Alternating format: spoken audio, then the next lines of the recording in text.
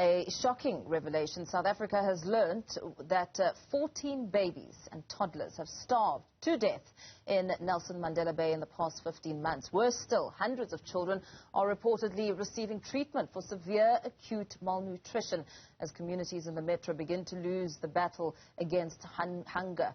Observers have put the blame squarely on bureaucratic bungle by the Provincial Department of Social Development.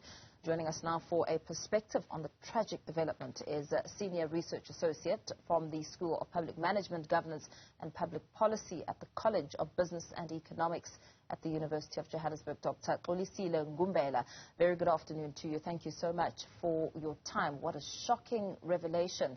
What do you make of this? Because the nation really didn't expect that we would have children dying of hunger, starvation. Good afternoon to you and your viewers at home. Indeed, it is shocking. And first of all, I must say it is unnecessary. It is avoidable. It is unjust to lose the kids, especially at this day and age after so many years in democracy.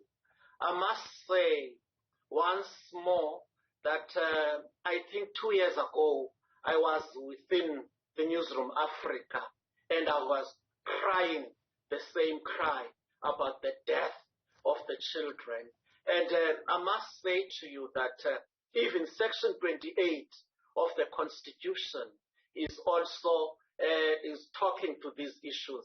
And it's a human rights issue, and it's also a little bit unfair to the young population. And as you know and understand that these issues, and Dr. Nelson Mandela the late, may his soul remain resting in perfect peace. Once upon a time, he once said, it is a man-made and poverty and hunger. It can be reversed. The sooner the powers that be, the sooner they address the issue. And whenever we talk of this malnutrition, especially with children, you will find out the Department of Health, the officials will retreat and say, and being defensive, and say it's a herbal intoxication. However, we fully know that this is nothing more but malnutrition. But also, the problem, I must say, it's deeper than we think. Because at the same time, just recently, the young mothers, some of them are as old as 10 years old, and they're giving birth, and they haven't been taught exclusive breastfeeding, and they haven't been attending the prenatal classes, because these young mothers, they are at school, and they don't have a chance to present themselves to the facilities. Suffice to say, also, the social determinants of health are at play here, and we mustn't try to think the problem is just small. This is a minor in the bigger scale of things. And you know for a fact, if the province and the department rather, the whole country can take seriously the issue of the community health workers, because this malnutrition, it's not a major issue. It can be easily detected by a community health worker right at the community without these kids presenting themselves to the facilities. And perhaps, also, if you'll allow me to just interrupt you there, perhaps we need to go a little bit backwards, just to perhaps get a thorough and clear understanding of severe acute malnutrition. What exactly are we talking about here? The severe, first of all, the first 1,000 days for an infant are the most important days in any infant. And these kids are not fed a proper food that has got your proteins, and also they are not eating vegetables and fruits. And you'll find out these kids have not well breastfed by their mothers. And even the 3 meals a day are not given. Even where the mother is not breastfeeding, she will be given a formula. And you know what I've found out with this formula? The mothers will mix the formula with the water and wrongly mix so that the formula can last longer. And this child and these poor kids would go to bed without eating a single meal. And these young mothers will give them all the herbals for the kids, saying, I'm treating this and that. And the kid will sleep for the whole day and without being given a food. As a result, if the child is not given a nutritious food, it will get into a situation of an acute malnutrition. And therefore, the kids will be stranded, and the kids will be underweight, and the kids will be malnourished.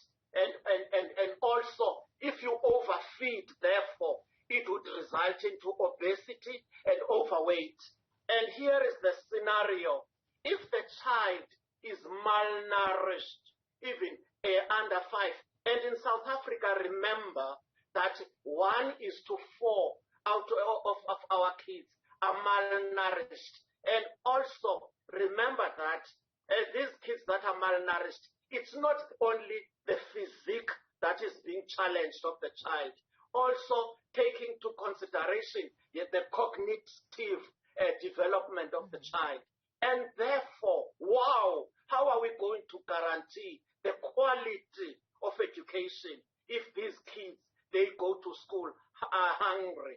However, the interventions by the government, the school nutrition that is being employed, you will find out the teachers at these schools, you'll find out at some stage, they are the very same ones who are feeding themselves in the very same food. And the kids are not getting the correct quantity, the correct nutrients. And even if they get this food, it's too minimal. And at some stage, you'll find, especially on the urban nodes, where the teachers are selling these kids those chips that are not nutritive, and resulting and end up the kids not getting the nutritious food they are supposed to get. Absolutely. Some really frightening revelations there. But very quickly, as we wrap out, over 67 million rand was unspent by the department. Are we pointing fingers squarely at the department as we take stock of the impact of not having access to food, starving to death? Absolutely. That's where all the buck stops. And also, I must say, the National Food and Nutrition must be taken seriously, and right from the President's office, so that people, all the departments, can be accountable. Because at the end of the day, it's not solely the Department of Health only, it's everybody's take. And I must go and stay a step further and say it was surprising that the provincial MEC, when she was doing her policy speech, she never mentioned your Butterworth, where there were a number of babies dying, and your Nelson Mandela. And poverty, I must say, it's no longer in rural nodes. Also, the urban nodes are affected by this poverty. And you must know the 72% population in the Eastern Cape, they live below the poverty line against the national, which is 60%.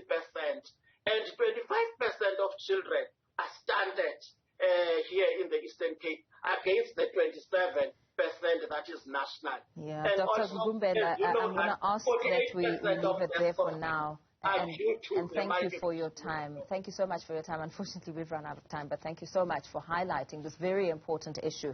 Dr. Xolisile Ngumbela, Senior Research Associate at the School of Public Management, Governance and Public Policy at the College of Business and Economics at the University of Johannesburg. Really a shocking, shocking revelation to learn of children dying of starvation.